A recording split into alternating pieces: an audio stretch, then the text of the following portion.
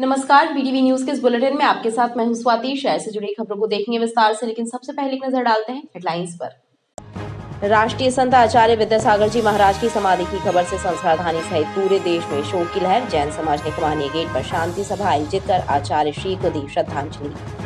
और आजीविकल मोड़ रामनगर में हथियारबंद बदमाशों ने मचाया आतंक। रविवार सुबह हथियारबंद बदमाशों ने कई वाहनों में जमकर की तोड़फोड़। क्षेत्र में दहशत का माहौल। घटना का सीसीटीवी फुटेज भी आया सामने।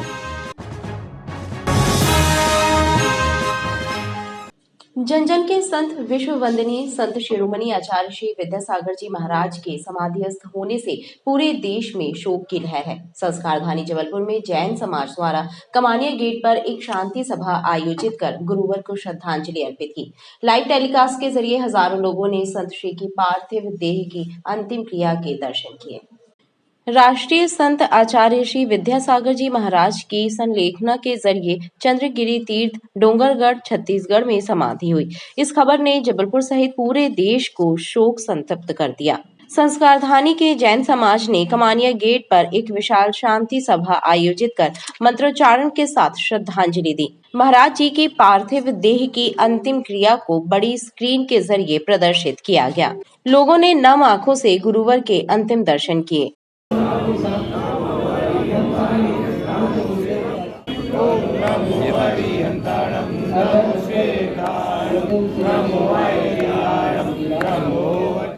आचार्य भगवंत गुरुदेव श्री 108 विद्यासागर जी महामुनिराज जो करोड़ों करोड़ लोगों के श्रद्धा के केंद्र बिंदु थे, उन्होंने अपनी संतत्व की साधना को पूर्ण करते हुए उसे संलेखना समाधि तक पहुंचाया और चंद्रगिरी डोंगरगढ़ छत्तीसगढ़ में संलेखना पूर्वक समाधि मरण को प्राप्त किया और उन सारे नियमों का पालन किया जो एक संलेखना के लिए आवश्यक होता है। उन्होंने अपने आचार पद का परित्याग करते हुए मुनिवर श्री समय सागर जी को आचार पद दिया और सारे के सारे अन्न जल सहित सारी चीज़ों का त्याग करते हुए समाधि मरण करते हुए देह का परित्याग करके मोक्ष धाम की यात्रा की ओर महाप्रयाण किया।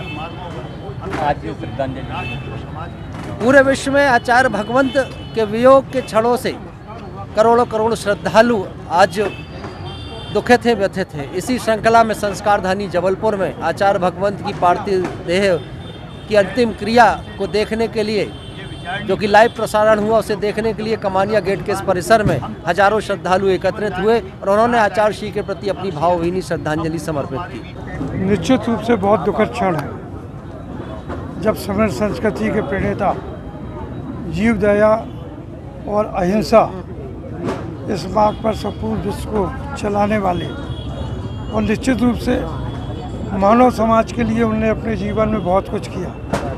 मुझे भी बड़ा सौभाग्य प्राप्त हुआ उनके सानिध्य प्राप्त करने के। जितने भी तीर्थ स्थान हैं सभी जगह मुझे उनके दर्शन करने का सौभाग्य मिला है। एक बार तो जब देश के प्रधानमंत्री नरेंद्र मोदी जी भोपाल आए थे तो उनकी व्यवस्था में मुझे और जयंत मलैया को लगाया गया था। एक बार शंकराचार्य जी आए थे तब भी दयोदय में मुझे इस प्रकार की ड्यूटी भी लगाया गया था। तो ऐसे महान संतों का सानिध्य और वो सब हमने देखा है और निश्चित रूप से विश्वास भी नहीं होता है कि आज गुरु जी हम लोगों के बीच में नहीं हैं, आचार्य श्री हम लोगों के बीच में नहीं हैं। अब कुछ अधिक न कहते हुए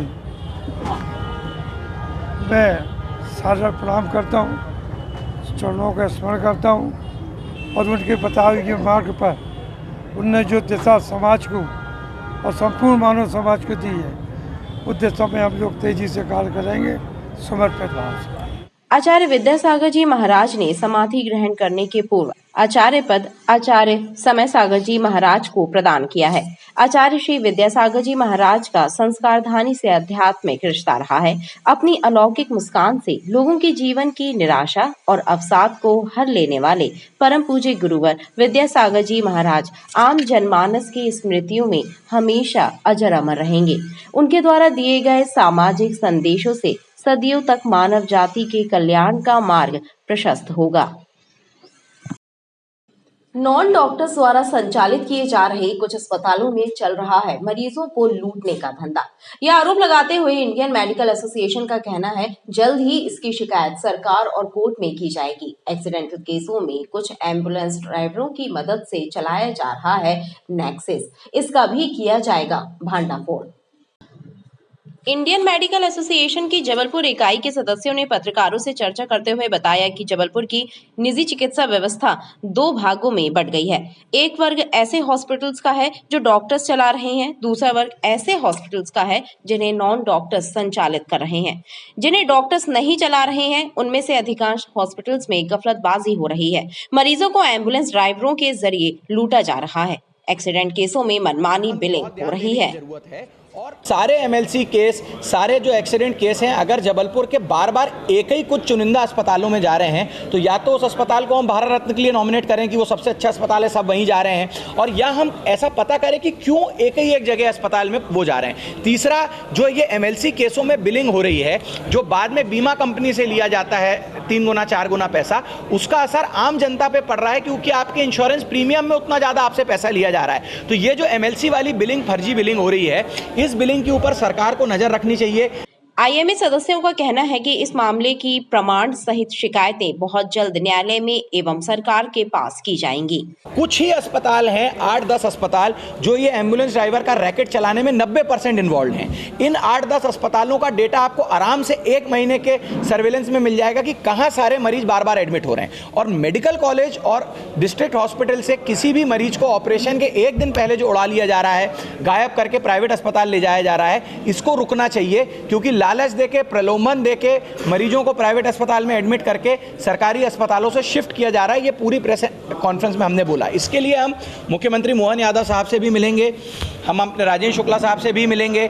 अगर सरकार ने हमारी बात मान ली तो बहुत अच्छी बात है, नहीं तो हम हाईकोर्ट, आगे सुप्रीम कोर्ट का भी दरवाजा खटखटाएंगे। आईएमए का कहना है कि प्रत्येक निजी हॉस्पिटल प्रबंधन से मांग की गई है कि अपने हॉस्पिटल में बोर्ड लगाएं कि किसी प्रकार का कोई कमीशन एम्बुलेंस ड्राइवर को नहीं दिया जाता है।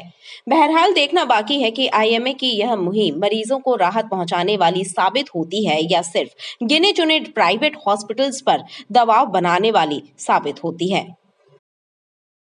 केंद्र में भाजपा की सरकार का 10 वर्षीय कार्यकाल अमृतकाल नहीं बल्कि अन्यायकाल है। यह आरोप लगाते हुए कांग्रेस नेता राजेश लिलोटिया ने कहा कि महिलाओं, किसानों, नौजवानों और दलितों के प्रति अत्याचार बढ़े हैं। सभी वर्ग त्राही त्राही कर रहे हैं। 2024 में यदि कांग्रेस की सरकार बनी तो सभी वर्गों के लिए राहत की योजनाएं लागू की जाएंगी।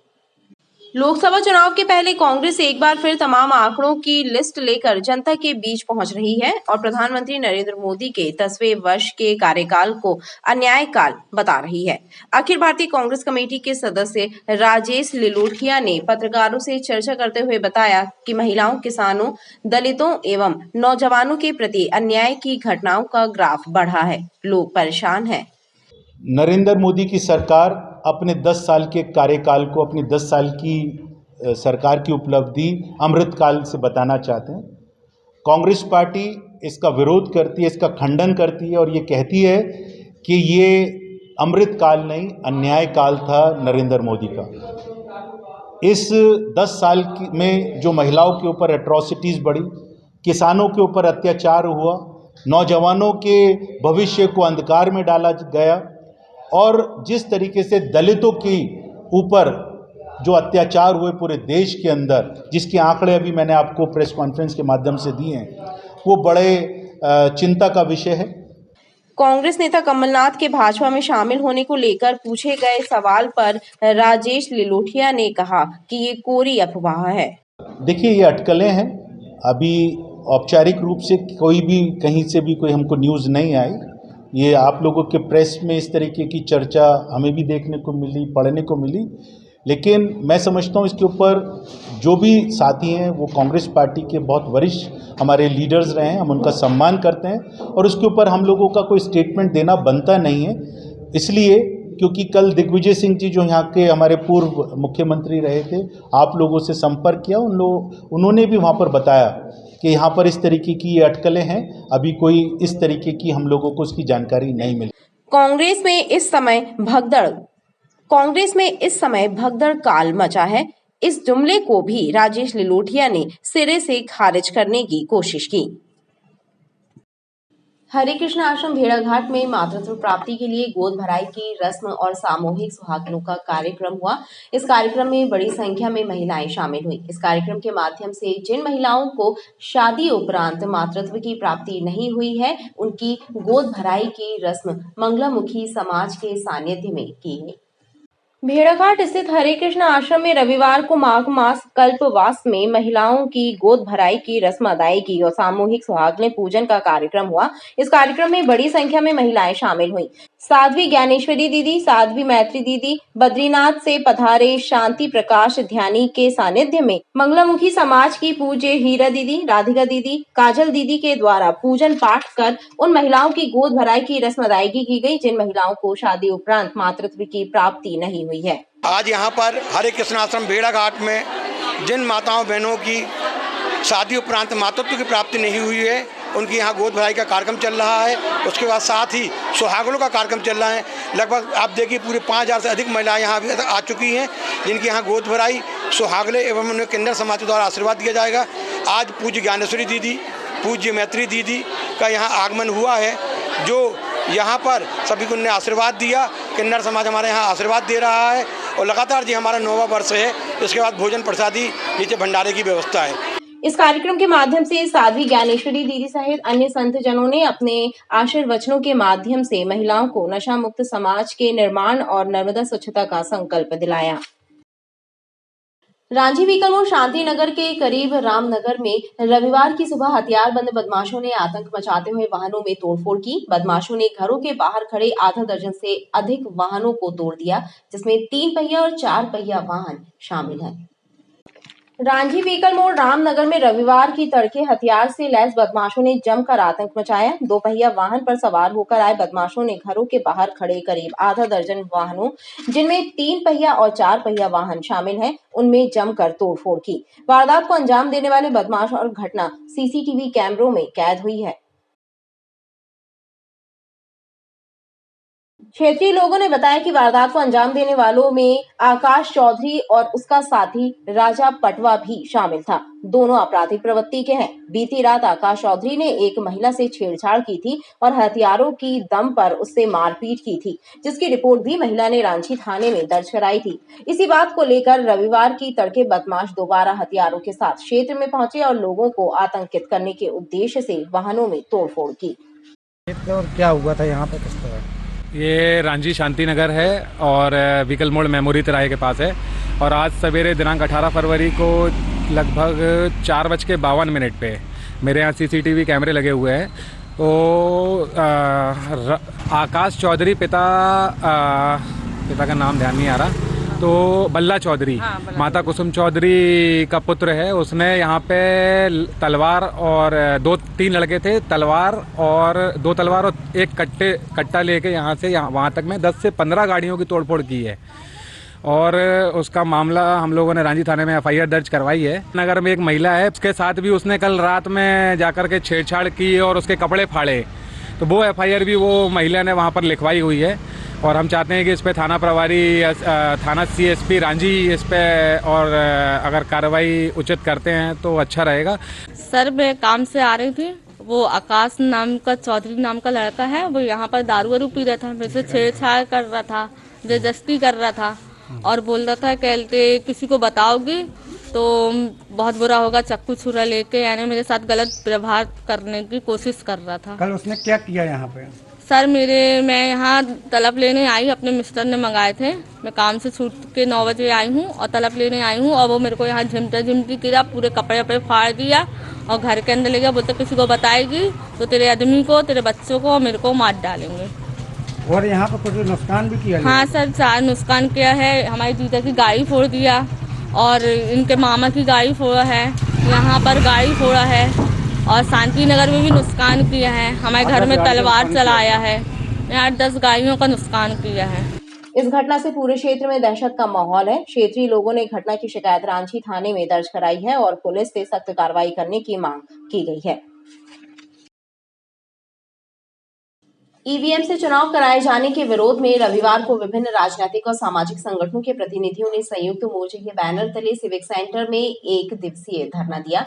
धरने में शामिल नेताओं और सामाजिक संगठनों के प्रतिनिधियों ने चुनाव आयोग से मांग की है कि ईवीएम की जगह बैलेट पेपर से चुनाव कराए जाएं।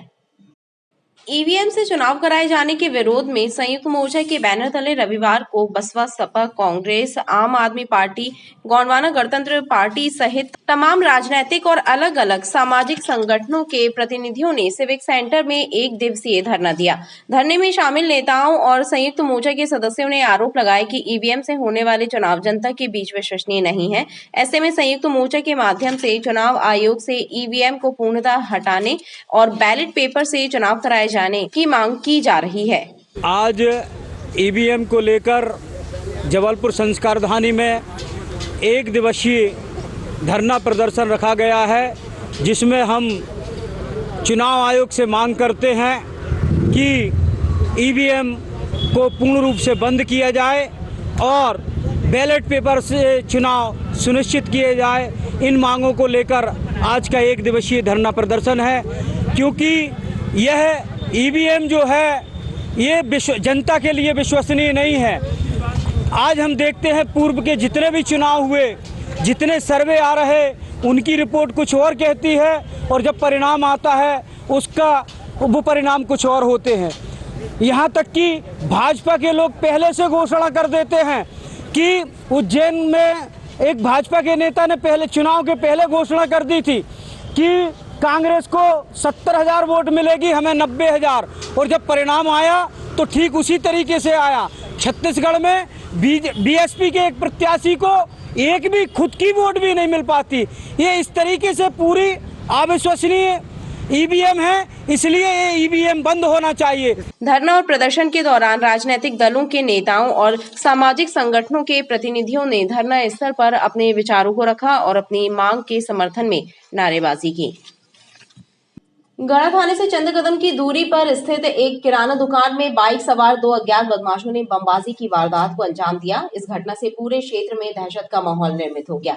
किराना दुकान संचालक ने घटना की जानकारी गढ़ा थाने में दी, जिसके बाद पुलिस ने एफआईआर दर्ज कर बदमाशों की पतासाजी शुरू कर दी है। गढ़ा थाने से चंद कदम की दूरी पर स्थित एक किराना दुकान में बीती रात अज्ञात बदमाशों ने बमबाजी कर आतंक फैला दिया। बदमाश बाइक पर सवार थे और उन्होंने एक के बाद एक 2 बम फेंके, जिससे दहशत का माहौल निर्मित हो गया। वारदात को अंजाम देकर बदमाश फरार हो गए। इस घटना के बाद किराना दुकान संचालक ने गढ़ा थाने में सूचना दी, जिसके बाद पुलिस भी मौके पर पहुंची और दुकान संचालक ने बताया कि जिस वक्त घटना हुई उस समय चंद कदमों की दूरी पर पुलिस वाहन चेकिंग कर रही थी। फिर भी बदमाश बेखौफ होकर आए और वारदात को अंजाम देकर भाग खड़े हुए। मैं अपनी दुकान पे खड़ा रहा, अज्ञात 2 लोग आए। थाने से 4 कदम आगे मेरी किराने की दुकान है, ओमकार किराना स्टोर्स। मेरे को कुछ नहीं पता कि उनने क्यों मारा। मेरी किसी से आपसी रंजिश भी नहीं है, ना ही किसी और कुछ। 2 बम फेंक के गए हैं, एक दुकान के बाहर फेंका और एक सीधा अंदर गया। कोई जनहानि वगैरह? जनहानि तो नहीं हुई है, लेकिन पापा बैठे रहे, उनको थोड़ा सा लगा है। और थाने से 4 कदम आगे मेरा दुकान है और थाने के इधर चेकिंग भी लगी रही। वो लोग कहाँ से आ गए ये भी नहीं है पता। वो बिना नंबर की सुपर स्प्लेंडर गाड़ी से आए रहे, जिसका नंबर नहीं देख पाए। पुलिस ने दुकान संचालक की रिपोर्ट पर एफआईआर दर्ज की है और घटना को अंजाम देने वाले बदमाशों की तलाश की जा रही है। इस वारदात से बाजार में दहशत का माहौल है। मारूदा थाना क्षेत्र में रहने वाले एक व्यक्ति से पुलिस ने अवैध पिस्टल और कारतूस बरामद किया है। इस मामले में पुलिस ने आर्म्स एक्ट की धाराओं के तहत प्रकरण दर्ज कर आरोपी को न्यायालय में पेश किया है। पुलिस पिस्टल के संबंध में जांच कर रही है। मारूताल पुलिस ने थाना क्षेत्र के अंतर्गत आने वाली विश्वकर्मा कॉलोनी में दबिश देकर बंटू मिश्रा नामक एक युवक से 9 mm की पिस्टल और कारतूस बरामद किया है। पुलिस के मुताबिक बंटू मिश्रा शातिर बदमाश वारिश मिश्रा का चचेरा भाई है। पूछताछ में बंटू ने पुलिस को जानकारी दी कि पिस्टल उसे वारिश मिश्रा के पुराने घर के कबाड़ से मिली थी, जिसे लेकर पुलिस तस्दीक कर रही है। पुलिस ने आरोपी के विरुद्ध आर्म्स एक्ट की धाराओं के तहत प्रकरण दर्ज कर उसे न्यायालय में पेश किया है। थाना मारूताल अंतर्गत विश्वकर्मा कॉलोनी में निवास करने वाले बंटू मिश्रा, इनके पास से एक अवैध 9 mm की पिस्टल और कारतूस बरामद किया गया है, जिस पर से थाना मारूताल में 25-27 शाम से का प्रकरण पंजीबद्ध कर आरोपी को न्यायालय पेश किया गया। पुलिस आरोपी के आपराधिक रिकॉर्ड का पता लगा रही है, साथ ही पिस्टल के संबंध में उसके द्वारा दिए गए बयानों की तस्दीक कर मामले की विवेचना कर रही है। रानीताल मुक्तिधाम रोड पर सड़क किनारे पैदल जा रही युवती को टक्कर मारकर गंभीर रूप से घायल करने का वीडियो सामने आया है। घटना 14 फरवरी की है, जब युवती सड़क किनारे पैदल जा रही थी, तभी पीछे से आ रही जीप ने युवती को टक्कर मार दी। घटना के बाद स्थानीय लोगों की मदद से युवती को इलाज के लिए निजी अस्पताल में भर्ती कराया गया है। रानीताल मुक्तिधाम रोड पर एक युवती को जीप द्वारा टक्कर मारने का सीसीटीवी वीडियो सामने आया है। घटना 14 फरवरी की है, जब युवती पैदल कॉलेज जा रही थी, तभी पीछे से आ रही जीप ने युवती को टक्कर मार दी। टक्कर लगते ही युवती किनारे जा गिरी। उसके बाद स्थानीय लोगों की मदद से इलाज के लिए उसे निजी अस्पताल में भर्ती कराया गया है। बताया जाता है कि पीड़ित युवती सतना की रहने वाली है और बरेला के पास एक यूनिवर्सिटी में जॉब करती है। पीड़ित युवती का कहना है कि उसे अचानक जीप ने टक्कर मारी, जिससे वह बेहोश हो गई थी। मैं कॉलेज जा रही थी, जबलपुर मंगलायतन यूनिवर्सिटी में मैं जॉब करती हूँ। मैं सुबह 7:30 बजे घर से निकली थी कॉलेज जाने के लिए। रास्ते में पीछे से एक बोलेरो आई और एकदम से मुझे ठोकते हुए चली गई।